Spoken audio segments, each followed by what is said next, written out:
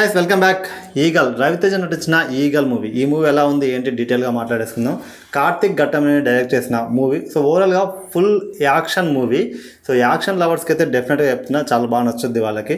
So మిగతా వాళ్ళకి ఈ మూవీ ఎలా ఉంది ఏంటి డీటెయిల్గా మాట్లాడేసుకుంటే, సో మూవీ మనకి స్టార్టింగ్ ఒక హాఫ్ అన్ అవర్ కూడా మనకి ఎలా ఉంటుందంటే మొత్తం ఎలివేషన్స్ ఉంటాయి అనమాట. లైక్ ఒక కేజీఎఫ్లా ఎలా ఎలివేషన్స్ అట్లా ఎలివేషన్స్ అంటే ఎవరిని టచ్ చేసినా భయపడిపోవడం, ఈగల్ అంటే కింద మీద షేక్ అవ్వడం, అంటే ఎవరిని అడిగినా ఏం చెప్పాలి, ఏంద్రా బాబు ఆయన గురించి అడుగుతురు అంటే ఇలాంటి సీన్లు ఉంటాయి అనమాట. అంటే అనుపమ పరమేశ్వరు ఢిల్లీలో ఒక పత్తి గురించి ఒక ఆర్టికల్ రాస్తానమాట.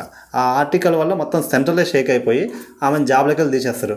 అంటే సెంట్రల్ని షేక్ చేసిన అసలు ఆ పర్సన్ ఎవరు, ఈ పత్తి పండించిన ఆ పర్సన్ ఎవరు అని చెప్పి ఈ అనుపమ పరమేశ్వర్ ఆంధ్రప్రదేశ్కి వచ్చి ఇక్కడైతే ఇన్వెస్టిగేషన్ స్టార్ట్ చేస్తారనమాట.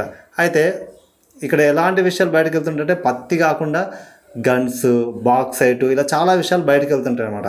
సో అసలు ఎవరు ఈ పర్సన్ ఏంటి అనేది ఒక 40 minutes ఇలాగే రన్ అవుద్ది. మనకి ఆ రవితేజ ఫుల్ ఫ్లెడ్జ్గా ఎంటర్ అవ్వడానికి కూడా మనకి 30 minutes పడుతుంది అనమాట. 30 minutes తర్వాత మూవీ రవితేజ గారిని అయితే చూపిస్తూ ఉంటారు. అండ్ నవదీప్ గారి క్యారెక్టర్ కూడా బాగుంటుంది. సో ఫస్ట్ హాఫ్ అంతా మనకి అయిపోయే ముందు ఒక 15 నిమిషాలు మంచి యాక్షన్ సీన్ ఉంటుంది. సో అది మాత్రం చాలా బాగా అనిపించింది. అంటే ఇంకా అక్కడి నుంచి సినిమా అనేది స్టార్ట్ అవుతుంది. ఇంకా అక్కడి నుంచి ఎండింగ్ వరకు కూడా మనం మొత్తం ఇంకా యాక్షన్ అనమాట. మొత్తం యాక్షన్ ఎపిసోడ్స్ ఉంటాయి. అంటే ఓవరాల్గా ఏంటంటే ఈ మూవీలో అంటే మెయిన్గా ఏం మెసేజ్ ఇద్దాం అనుకుంటే గన్స్ అనేవి చెడ్డ వాళ్ళ చేతులకు వెళ్తే జరిగే ఏదైతే విపత్తు వినాశనాలు ఉన్నాయో వాటిని అడ్డుకోవడం రవితేజ. అంటే ఒకప్పుడు రవితేజ కూడా ఇట్లే సుపారీ తీసుకొని వేరే వాళ్ళ దగ్గర పైసలు తీసుకొని ఇట్లా చేస్తుంటాడు. దానివల్ల రవితేజ ఒక ఇష్యూ ఎదుర్కొంటాడు అనమాట. సెకండ్ హాఫ్లో హీరోయిన్ లవ్ చేయడం వల్ల ఒక ఇష్యూ ఎదుర్కొంటాడు.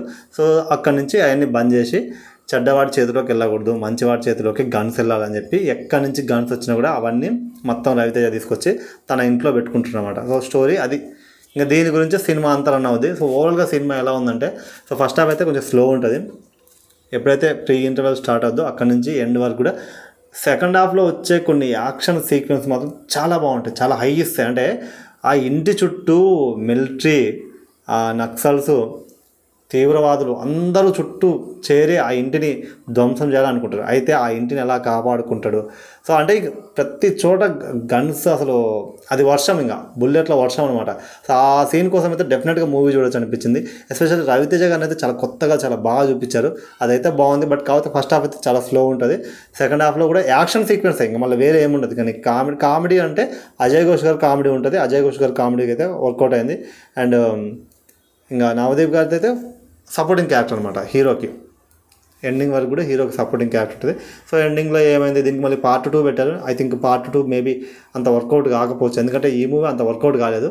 జస్ట్ ఒక యాక్షన్ ఎపిసోడ్స్ కోసం చూస్తే చూడాలి తప్పితే సో మూవీలో అయితే ఇంకా వేరే అయితే ఏం లేదు. స్టోరీ అక్కడే కొంచెం ఫెయిల్ అయ్యాడు. ఆ స్టోరీని ఇంకొంచెం ఎంగేజింగ్ ఏదైనా తీసుంటే బాగుంది అనిపించింది. కానీ సో మిగతా అయితే ఒక సాంగ్స్ బాగున్నాయి, ఒక 2 సాంగ్స్ బాగున్నాయి. సెకండ్ హాఫ్లో లవ్ స్టోరీ ఉంటుంది. కొద్దిసేపు ఆ లవ్ స్టోరీ కొంచెం క్యూట్గా బాగా అనిపిస్తుంది. అది కొద్దిగా ఫ్రెష్ ఫీలింగ్ ఇస్తుంది.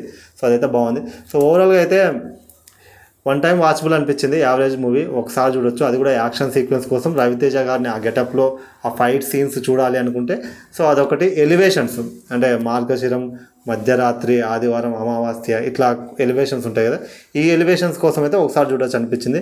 సో ఓవరాల్గా సంక్రాంతికి వచ్చుంటే మాత్రం ఖచ్చితంగా బిస్కెట్ అయ్యేది మూవీ.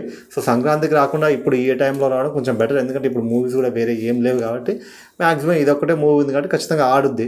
సో ఇది కొంచెం ప్లస్ పాయింట్ అనమాట సంక్రాంతికి రాకపోవడం. ఒకళ్ళు వచ్చుంటే మాత్రం అందులో జై హనుమాన్ కాకుండా వేరే మూవీస్ కూడా అంతే అనుకోండి. బట్ ఆ మూవీస్తో పోలిస్తే కొంచెం బెటర్ అనిపించింది నాకు. ఒకసారి అయితే వాచ్ చేయొచ్చు ఖచ్చితంగా. రవితేజ యాక్షన్ ఎపిసోడ్స్ ఏముంది వాటి కోసం ఖచ్చితంగా మూవీ అయితే చూడొచ్చు అనిపించింది. సో ఇదనమాట మూవీ రివ్యూ. సో ఒకవేళ మీరు మూవీ చూస్తుంటే మీకు ఏ విధంగా అనిపించిందో డెఫినెట్గా కామెంట్ చేయండి. And thank you for watching my video. Until then take care, bye bye. Next వీడియోతో మళ్ళీ కలుద్దాం.